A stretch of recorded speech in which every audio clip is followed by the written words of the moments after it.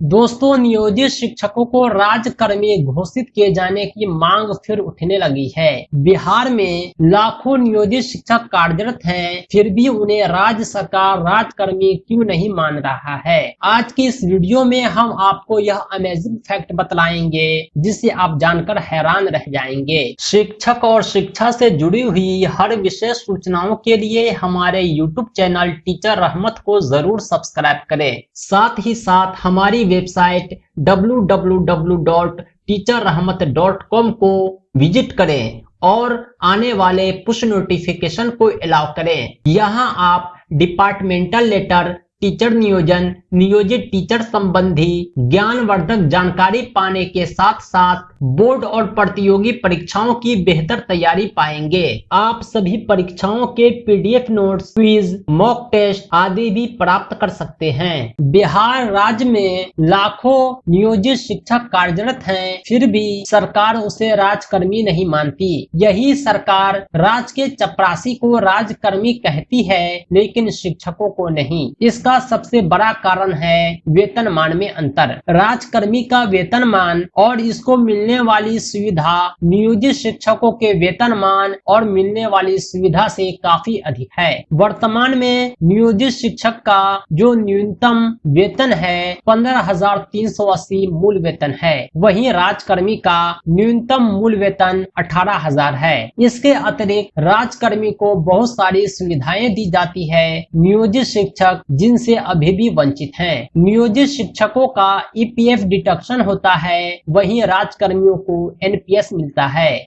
जिसका रिटायरमेंट काफी अधिक होता है। काफी दिनों से नियोजित शिक्षक संघ ने नियोजित शिक्षकों को राजकर्मी घोषित करने की मांग कर रहे हैं। परिवर्तनकारी प्रारंभिक शिक्षक संघ ने शिक्षा मंत्री प्रभु चंद्रशेखर से गुरुवार को मिलकर बिहार के नियोजित शिक्षकों को राजकर्मी घोषित करने की मांग की। संघ के प्रतिनिधि मंडल से बात करते हुए शिक्षा मंत्री ने आश्वस्त किया कि वह इस दिशा में जरूर पहल करेंगे। संघ के प्रदेश अध्यक्ष वंशीधर ब्रजवासी ने कहा कि शिक्षा मंत्री पूर्व में शिक्षकों के आंदोलन में शामिल होते रहे हैं। वर्तमान में जो बिहार के शिक्षा मंत्री हैं प्रोफेसर चंद्रशेखर, ये शिक्षकों के आंदोलन में शामिल होकर शिक्षकों के हित की आवाज उठाते रहे हैं। आज ये शिक्षा मंत्री हैं और इनसे मांग की जा रही है बिहार के नियोजित शिक्षकों को राजकर्मी घोषित किया जाए, ताकि इनको एक सम्मानजनक जीवन मिल सके। आशा करता हूँ कि आप इस आवाज में आवाज मिलाकर इस प्रयास को एक बेहतर परिणाम देंगे। दोस्तों, इसी तरह के यूजफुल अपडेट के लिए हमारे YouTube चैनल टीचर रहमत को जरूर सब्सक्राइब करें।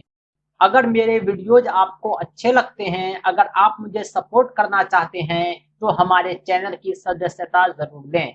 आपके आर्थिक सहयोग से नवीनतम उपकरणों के माध्यम से मुझे और अधिक अच्छे वीडियो बनाने का अवसर मिलेगा।